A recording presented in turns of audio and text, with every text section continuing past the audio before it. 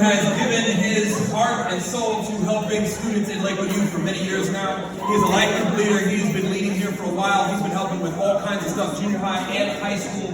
I have asked him to come share his story and minister to us tonight. So would you please put your two opinions together?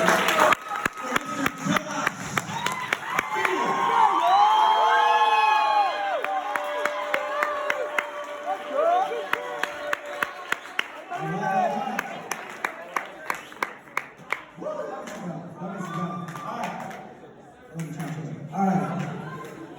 I'm excited to share with you guys tonight. I love you. I go to KK's church. But on a real note, Pastor Jeremy asked me to share a little bit of my story, a little bit of my testimony. And as I was writing it down, as I was getting prepared, I really believe God was starting to put things in my heart for specific people in this room. So I want to challenge you tonight. Before I even get started, I want to challenge you to lean in. This is not an ordinary night. You're not here by accident. Your parents didn't bring you by accident. I truly believe that God has a word for specific people. Leaders and students, volunteers, everyone in this room, I believe there are specific people that God's going to speak to. I'm going to get it out there. I am nervous, y'all. This is not easy. But it's all good. So, so I'm going to share a little bit of my story. I'm going to jump into a verse. This verse, if you don't take anything from tonight, take this verse. It's not going to go yet. All right, cool. This verse that I'm about to share with you guys has truly been something to grab onto in some of the toughest times of my life. So if you don't get anything, take a picture of this verse that's about to go up. God, this is the definition of God, well, in my opinion, God's love to us. And it's Joshua 1:9. It has a cool name in it. I'm not just saying that, it's a pretty cool name. All right, so it's Joshua 1:9. This is what it says. God speaking to Joshua, who was a leader of his chosen people at the time. And God said, "Have I not commanded you? Be strong and courageous. Do not be afraid, Lakewood Youth. Do not be discouraged, for the Lord your God will be with you wherever you go."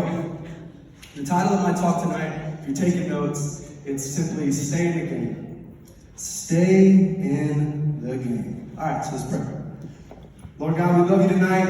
We thank you that this is your service, God. We thank you that these are your words, God. Speak to me. Let this not be about me.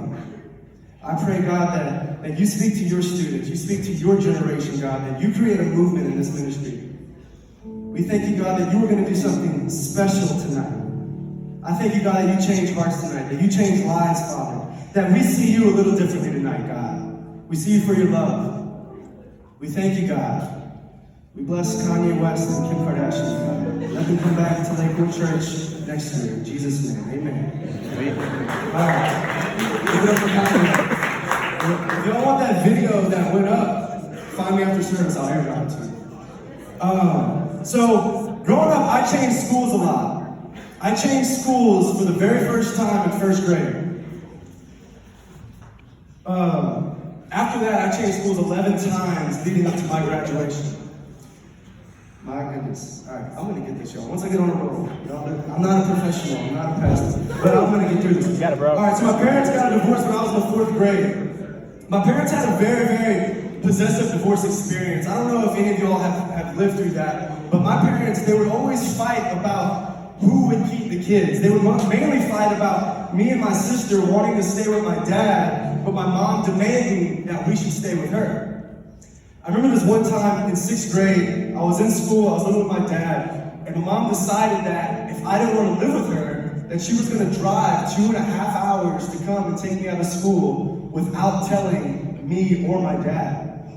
So I'm in class, and my mom drives into my school. She goes to the principal's office, and she tells them they want to check. She wanted to check me out of class. So anyway, she tells me that she wants to check me out of class. Luckily, the assistant principal knew my dad, and they knew the situation that was going on. So she was like, "I'm sorry, you can't check your son out of school. You don't have legal custody paperwork with you." So my mom got heated, and she started cussing out the assistant principal and telling them that they couldn't keep her son from her.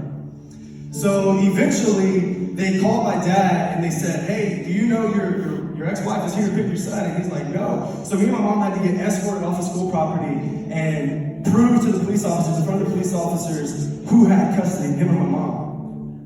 So that happened a lot growing up, back and forth, back and forth. I'd live with my mom, I'd call my dad in the middle of the night and say, please come pick me up, I don't want to be here. He would drive in the middle of the night, pick me up, I would run out with only the things that I had, and my mom would wake up the next morning when I wasn't there. So things like that would happen all throughout middle school and a little bit in high school. So growing up, I lived with both parents. I lived with just my mom. I lived with just my dad. I lived with my sister. I lived with my brother, all before the age of 16. My home life was very unstable. Growing up, I never really had a clear picture of where I was going because I never had a clear picture of where my life was headed. I didn't even know who I would be staying with. I would run away from the parent I was living with, and the parent I was living with, my other parent would try to come and take me. I didn't know where I would end up. When I was 12, I was living with my dad. I was in 8th grade, I had a girlfriend, life was good, right? Right? Amen.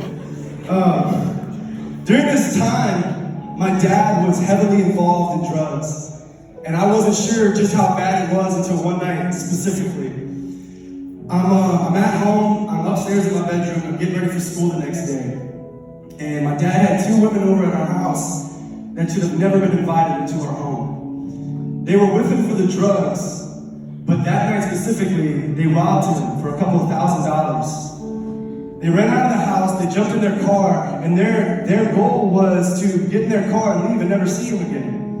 But when they took off, they went to the end of the street that led to a dead end in our neighborhood. My dad noticed that, and he told himself that they had to turn around to get out. So my dad waited outside of our house with a gun. I was upstairs in my bedroom, dead asleep, 8th grade. So he sees a car coming, and he thought it was them. So he shot the car twice. The car obviously drove off to avoid it, and eventually called the cops. The only thing was, well, not the only thing, but it was the wrong car. So not only did he shoot the car, but he shot the wrong car. So the car heads out. The next morning, 4:30 a.m., I'm upstairs in my bedroom, and I wake up to police in my house announcing their entrance with their guns up. I come downstairs, and they're saying, where's your dad, where's your dad? And I said, I don't know, I mean, I just woke up, it's 4:30 a.m. I look, and I check his truck's not home, and he's not there. And they said, we need you to call him. So I called my dad, and I'm like, hey, Dad, there's some cops here, what's going on, where are you at? He said, don't worry about it, everything's cool, I'll be home in a few minutes. My dad pulls up, and immediately they arrest my dad right in front of me. And I'm inside, I'm watching this happen, and right after it happened, a police officer walked into my house. I was 12 years old, he handed me my dad's truck keys and said, we're taking your dad with us. Now, I don't know about you tonight, but I felt alone in that moment. And I'm not saying specifically that you had to go through that to feel alone, but you may be going through something at school and you feel alone. You feel like no one is there. You feel like no one understands your scenario. Well, I have some good news for you, and it's Joshua 1:9, and that God is with you wherever you go.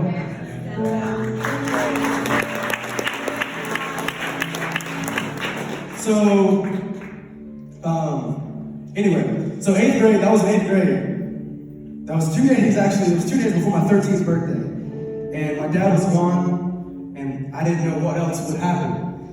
I would eventually move in with my aunt and uncle and live with them for a little bit to finish 8th grade. After that, I moved in with my mom to go to a different school in a new school district my freshman year in high school. I was going to a freshman year in school with no one. So I started my freshman year, and during that time, I got in the wrong crowd. I started smoking weed and stealing all the time. During that time, just getting in what I thought was regular teenager, problems and hanging out with the wrong people. After my freshman year, my mom's boyfriend at the time, I was living with my mom and her boyfriend in an apartment. My mom's boyfriend found some weed in my room, And he literally threw all of my stuff in the front yard of that apartment, threw my shoes in the ditch, he threw my clothes in the grass, and he said, "You can't live here." He said, "You're not living here doing this." It was the very first time he had ever caught me doing anything. He threw everything out. He was literally kicking me out of the house as a 15-year-old. My mom gathered my stuff. We go to a hotel, and I'm sitting with my mom in this hotel, and I'm like, "Yo, like, where are we gonna live? Like, this is crazy, man. This dude's a nut job, right?" And she said, "Josh, you can go and live with your brother, but I'm gonna stay." And I don't know about you, but I felt pretty alone that moment. I felt like she chose him over me. I felt like I had no one, like, what? At this time, my dad was in jail, and now my mom was siding with her boyfriend to kick me out. So, I'm not trying to get all deep, but this is a crazy story. Once I started typing this out, I was like, dang, this is wild. So the next year, my sophomore year in high school, I was living with my brother. Everything was cool. I love sports and I wanted to try for baseball. So I was like, I'm gonna try for baseball. The health teacher, my health teacher was the coach. I was like, it's perfect. So I bought a glove and I started practicing every weekend. I wanted to get around the right group of people. I was like, man, I'm done smoking. I'm done with the bad stuff. I was athletic. I was like, I want to start doing something better. So baseball tryouts come around. I make the first cut of a 2-day tryout. Second day comes along. It's a normal day at school, normal students, normal everything. Lunch comes around, and a guy I knew from the not so good side of town, he asked me if I wanted to buy some promethazine codeine, which it's like a syrup that it's like a cough medicine, but if you take too much, it'll kind of slow you down and take high. And I had never tried it before. I wanted nothing to do with it. I had baseball tryouts that afternoon, and I was like, I don't think that's for me. And he made it sound so cool. And he made it sound so lame if I didn't want to do it. So I bought into it. I gave it in peer pressure. I took it, I walked to the bathroom, poured in my Gatorade, and as soon as I walked into the bathroom, not even 10 seconds later, the assistant principal walked in behind me to catch me in the act. I got expelled from high school my sophomore year. Just like that. The second day of tryouts, y'all.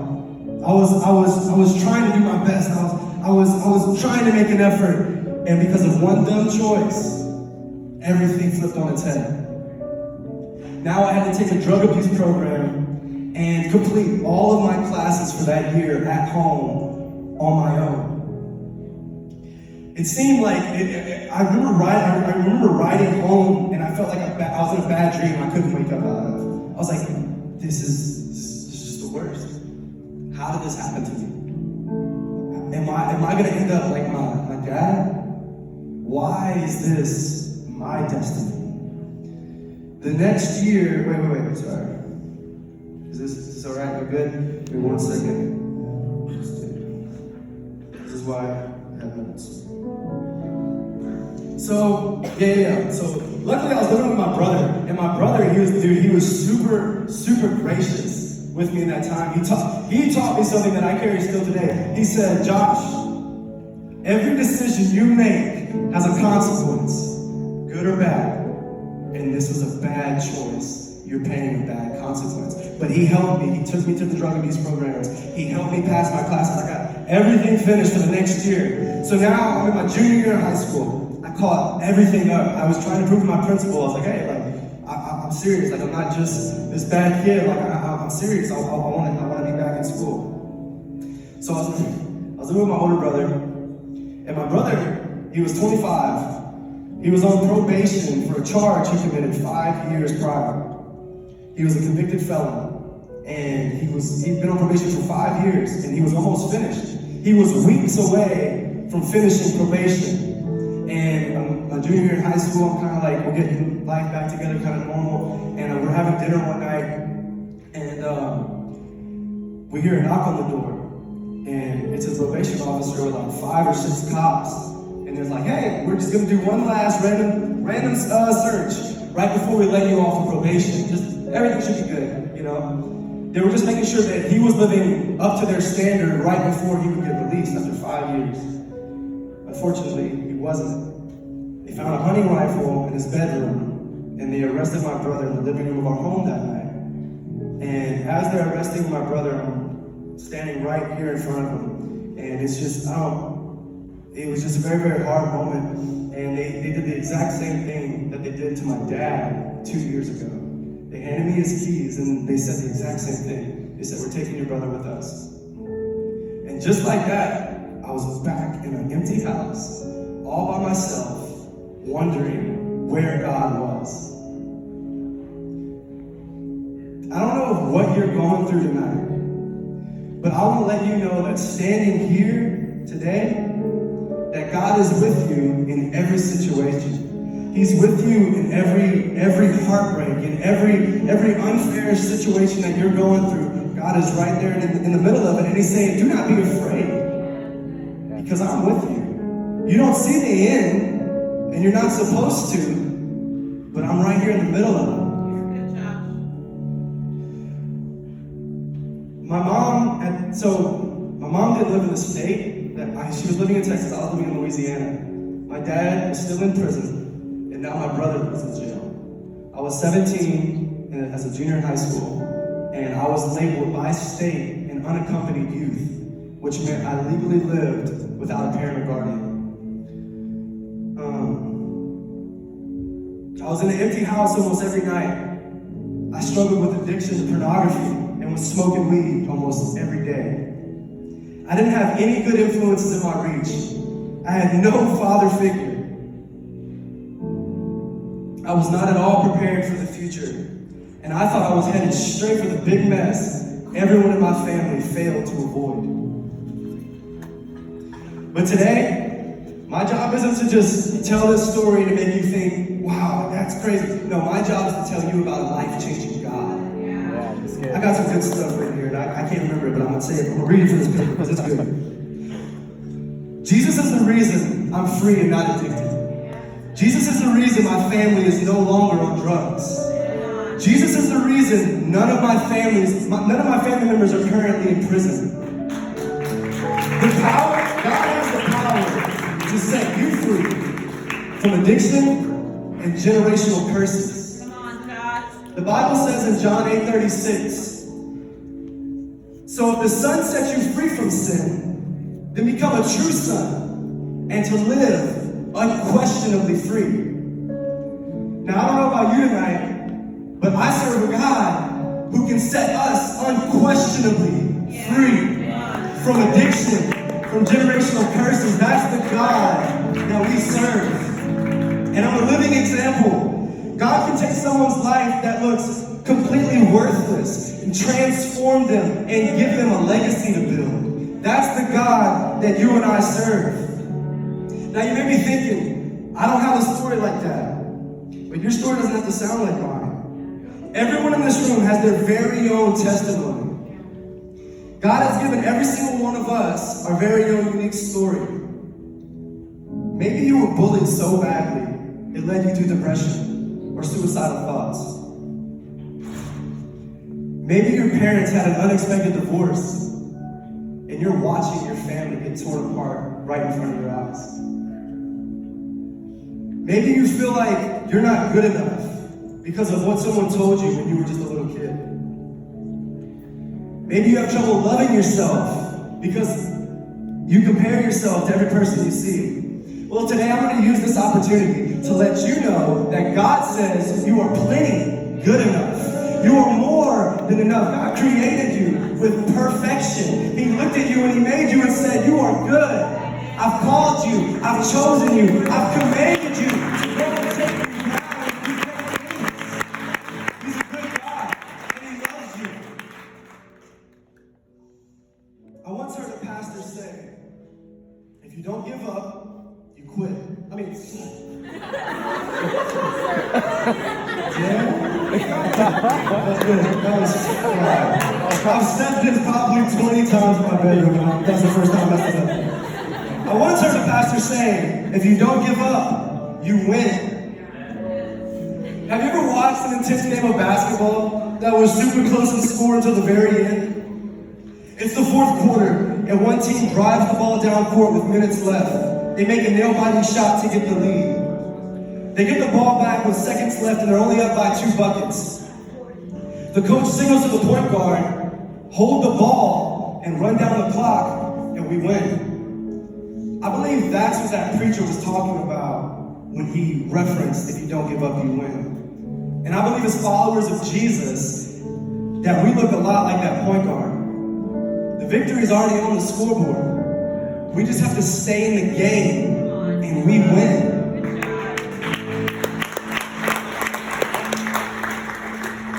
There was a point in my life where I really felt like giving up. My dad, my brother, my sister were all incarcerated for different felony charges at the same time.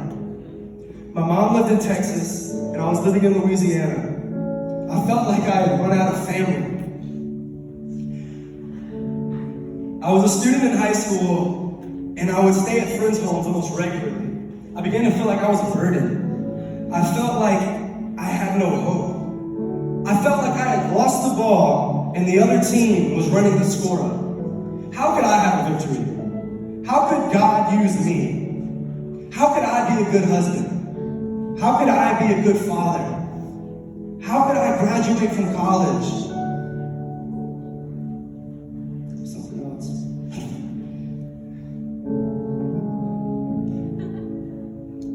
I have no idea where I'm at. But God, standing here today, I want to let you know that God can do it. God can do it in your life. He can do it in your life. He wants to perform His best in your life. But the only key is we just have to stay in the game. Yeah. I don't know if you felt like giving up tonight. I don't know if you walked in here feeling kind of beat up. I don't know if you walked in here facing a lot of drama at home or your girlfriend just left you. But I got good news for you. If you don't give up, you win. Yeah. All you have to do is stay in the game. My senior year, I was asking God for a way out. I didn't know what my life would look like in the future, but I was positive of what I didn't want it to look like. I needed a lifeline, and I felt like God was my only hope. I started praying when I'd get in the shower. I didn't know if God could hear me, but I was willing to ask and find out. Sure enough, God showed up like only He can. My senior year, a recruiter from a technical college here in Houston came to my high school. The school that he was talking about sounded too good to be true. I would learn to paint and repair cars. I had a passion for drawing, designing, creating, and drafting. I would be able to do all of that, but on cars. I talked to the recruiter after that class that day, and I started talking to him about like my living situation. I was living on my own, and how I didn't know if I'd be able to afford tuition. And he told me he'd call me back in a few days and let me know what he could do. He called me a week later, and he said, because I was an unaccompanied youth, I qualified for a $15,000 scholarship to go to the school, and that covered half of my tuition. We were just singing it earlier, guys. God literally used what the enemy meant for evil, and He turned it for good. If it wasn't for that scholarship, I would have never been able to afford to go to college. If it wasn't for that college, I would have never moved to Houston. If I would have never moved to Houston, I don't know where I would be, but God was with me in every step of the way.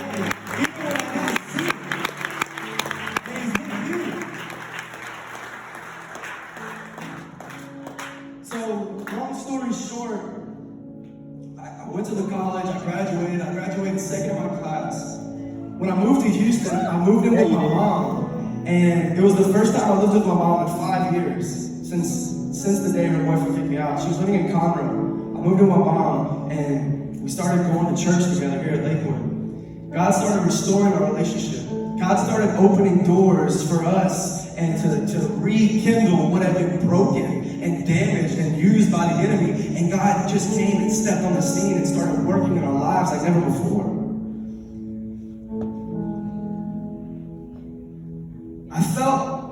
I felt like God was literally doing the impossible in my life. I had no intention on staying in Houston. I came here, I graduated, me and my mom were like best friends. Now it's still today. And after that, I graduated, I got a job here in Houston, and I decided to stay. And during that time in that job, fast forward, I'm running out of time. But so anyway, I was working at Lexus 2 years ago. I was working at a car dealership that I got because of my credentials from graduating from the school I graduated from. And December of last year, God began to nudge me to go into ministry. And I was like, oh God, I'm cool. You know, like I serve at the youth, you know, like my finances, my checking account's coming up, like I'm building a career, I'm doing pretty good, you know, like and God nudged me, he said, you need to step out and listen to me. So an opportunity opened up for me to start working here at the church, and it didn't look logical. I would be making half the hours and a fraction of the money of what I was used to. And God was like, step out, trust me. And I was like, all right, God, you want me to, I will. So I go to my manager's office and I'm like, hey, I just want to let you know I'm thinking about working at a church. And I knew I would tell this story one day. My manager literally laughed at me. And he said, you'll never make it financially. He said, you go home and do some homework. Mark up your bills and mark up your salary and see if they add up. He said, you'll never make it. I walked out of his office and I was like, oh, he's right. You know, he's right. Dad, he's right. Called up a friend of mine. He's still a great friend of mine today. And I said, hey man, you know, I talked to my manager and he said, it's not maybe not the best decision to make right now. And I began to tell him the scenario. And my friend gave me some of the best advice a friend could ever give me. And real quick on that, I want to encourage you to get around some friends who can pour into you and who you pour into. That's very, very critical in your life today. And he poured into me. He was pouring into me, and gave me some great advice. He had already kind of sold me on what he wanted to tell me, and I was like, you know what, you're right. And right before he hung up, he said something that changes the way I still make decisions today. He said, Josh, scratch everything I just said. Scratch everything I just said. Don't listen to me. And he said, don't listen to your boss either. He said, listen to God. If he's called you out, he'll supply you. So just like that, 1 week later, I went into my manager's office and I was like, hey, I think I'm going to do it. I'm going to leave. And he was like, all right, cool, whatever. And I packed up everything, started working here. As soon as this was like January 25th, I put in my 2 weeks notice at Lexus. And I started working here that same weekend. I'm making half of the hours, a fraction of the pay, and my car, my transmission of my car just goes out. I'm like, I have friends here that remember this day. I was like weeks of my car in the shop, out the shop, in the shop, out the shop, in the shop, out the shop, and it cost me $2,700 at the time. That was all of my savings. And God was telling me, he was like, do you trust me? And I was like, I kind of have to. To all my money. And I'm serious. But it was really stretching my face. And the first 3 months of working, my paperwork didn't get processed. So I technically worked for free for 3 months. And God was just really, he was showing me. He's like, hey, the things of this world will not fulfill you. I will fulfill you. I will give you all that you need and desire. And I can stand here today after 11 months and say, God has supplied all of my needs according to his riches and glory. I can't even explain to you the amount of times that opportunities to make extra money would practically come knocking on the door. God was showing me that he was there. He was faithful. I just had to trust him when it didn't make a lick of sense. So, I lost this a long time ago. But I just want to encourage y'all, like, it's not like, oh, like I made it. No, it's life following God isn't a destination. It's not like, oh, I made it. It's like, God, I surrender. God, I surrender. Yeah, come on. God, I surrender. God, I surrender. That's the journey of a believer, and you have to stay in the game, and you get the victory. So I really hope, like, this has nothing to do with me. But if you take anything from this, when you see me, look at where I could have been. Look at where I was. And then God stepped on the scene. And now I'm brand new. And I am unquestionably fixed. Because of God. So that's everything. I'm gonna close this prayer. I love you guys. God, I thank you for tonight. I thank you, God, that this sticks on some students tonight, God. This was your word. You had this planned a long time ago. For the student who's in here for the very first time, God, that you needed them to hear this. You were their hope. You were calling them back. God, we love you. You're faithful. We thank you in Jesus' name.